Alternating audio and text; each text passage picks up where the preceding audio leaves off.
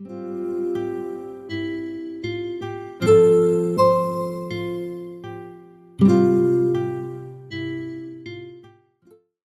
அன்பு செய்து வழிநடத்தும் எங்கள் அன்பான தகப்பனை உமக்கு கோடான கோடி நன்றியை செலுத்துகிறோம். அடிமை என்னை தாழ்த்தி ஒப்பு கொடுக்கிறேன். என்னை மறைத்து நீங்கள் முழுமையாய் வெளிப்படுங்க இயேசுவே.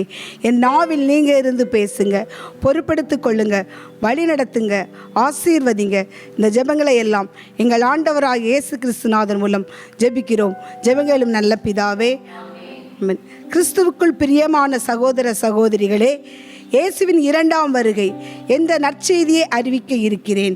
யோவேல் 2ஆம் அதிகாரம் 31, 32 வசனம் என்ன சொல்கிறது என்றால், அச்சம் தரும் பெருநாளாகிய ஆண்டவரின் நாள் வரும் முன்னே கதிரவன் இருண்டு போகும், நிலாவோ இரத்தமாக மாறும். அப்பொழுது ஆண்டவரின் திருப்பெயரை சொல்லி வேண்டுவோர் யாவரும் தப்பி பிழைப்பர். இயேசுவின் 2ஆம் வருகையின் போது சூரியன் ஒளி கொடுக்காது, கதிரவனோ ஒளி கொடுக்காது, நிலவோ இரத்தமாக மாறிவிடும். அப்பொழுது ஆண்டவரின் திருப்பெயரை யாரெல்லாம் சொல்லி வேண்டுகிறார்களோ அவர்கள் அனைவரும் தப்பி பிழைப்பர். பிரியமான சகோதர சகோதரிகளே, ஆண்டவரின் திருப்பெயர் என்னவென்று பார்த்தோம் என்றால், மத்தேயு நற்செய்தி 1ஆம் அதிகாரம் 21வது வசனம் என்ன சொல்கிறது என்றால், அவர் ஒரு மகனை பெற்றெடுப்பார், அவருக்கு இயேசு எனும் பெயரிடுவீர், ஏனெனில் அவர் தம் மக்களை அவருடைய பாவங்களிலிருந்து மீட்பார். அன்னை மரியாவுக்கு கபிரியேல் வானதூதர் சொன்ன வாழ்த்து செய்தி.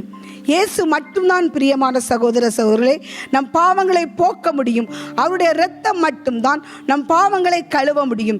எனவேதான் திருத்தூதர் பணிகள் 4ஆம் அதிகாரம் 12வது வசனம் என்ன சொல்கிறது என்றால், இவரால் அன்றி வேறு எவராலும் மீட்பில்லை, ஏனென்றால் நாம் மீட்பு பெறுமாறு வானத்தின் கீழ் மனிதரிடையே இவரது பெயரன்றி வேறெந்த பெயரும் கொடுக்கப்படவில்லை. இயேசுவின் பெயர் மட்டும்தான் நம்மை மீட்க முடியும், வேறெந்த பெயரும் நம்மளை மீட்கவே முடியாது என்பது ஆணித்தரமாக சொல்லப்பட்டுள்ளது. எதற்காக கடவுள் அவருக்கு மேலான திருப்பெயரை கொடுத்தார் என்று பார்த்தோம் என்றால், புனித பவுல் பிலிப்பியருக்கு எழுதிய திருமுகம் 2ஆம் அதிகாரம் 6 முதல் 11 வரை உள்ள வசனத்தில், கடவுள் ஒரே கடவுள், பிதா, சுதன், பரிசுத்த ஆவி என்று 3 ஆட்களாய் இருக்கிறார். தந்தை கடவுளா என்றால் கடவுள்தான். பிரியமான சகோதர சகோதரிகளே, இயேசு கடவுளா என்றால் கடவுள்தான். பரிசுத்த ஆவியானவர் கடவுளா என்றால் கடவுள்தான். பிரியமான சகோதர சகோதரிகளே, இயேசு கடவுள் தன்மையில் இருந்த போதும் கூட நமக்காக மனிதனாக மாட்டுத் தொழுவத்திலே பிறந்தார். யூத குலத்திலே சிலுவை சாவு என்பது அவமானத்திற்குரியது.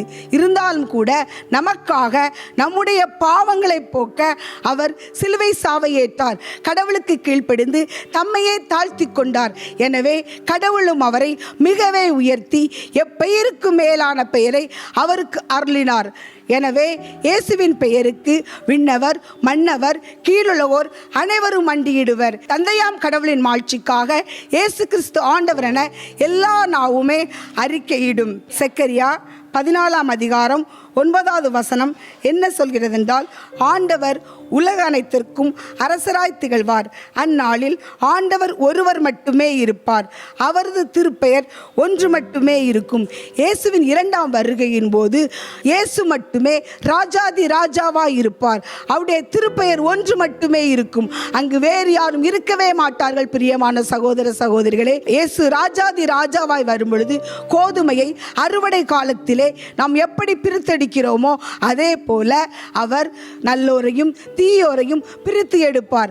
நல்லோரை பரலோகத்திலும் தீயோரை எரியும் தீ நெருப்பிலே சுட்டெரிப்பார். எனவேதான் புனித பவுல் ரோமேயருக்கு எழுதிய திருமுகம் 10ஆம் அதிகாரத்தில் சொல்லப்பட்டிருக்கிறது, இயேசுவே ஆண்டவர் என வாயார அறிக்கையிட்டு அவரை நம்ப வேண்டும். அவருடைய திருப்பெயரை நம்ம எப்பொழுதும் சொல்லிக்கொண்டே இருக்க வேண்டும். அவர் யூதர் என்றோ கிரேக்கர் என்றோ வேறுபாடு பார்ப்பதில்லை. அவர் தனிப்பட்ட மனிதருக்கோ அல்லது தனிப்பட்ட இனத்திற்கோ அவர் ஆண்டவர் அல்ல, அனைவருக்கும் ஆண்டவர். எனவேதான் அவர் நமக்காக நம்முடைய பாவங்களை போக்க தம் உயிரையே கொடுத்தார். எனவே நாம் அவரை பற்றி அறியாத மக்களுக்கு தைரியமாக அவரை எடுத்து சொல்ல வேண்டும்.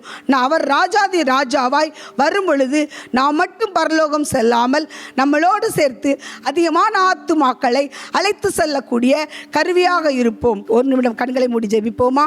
இயேசுவே, இன்பமாக இருந்தாலும் சரி, துன்பமாக இருந்தாலும் சரி, எந்த நேரத்திலும் உம்மையே நம்பவும், உம்மை திருப்பெயரை சொல்லிக்கொண்டே இருக்கவும், உம்மை அறியாத மக்களுக்கு உம்மை பற்றி எடுத்து சொல்லவும், நற்செய்தியை அறிவிக்கவும் எங்களுக்கு தைரியத்தை தாரும்.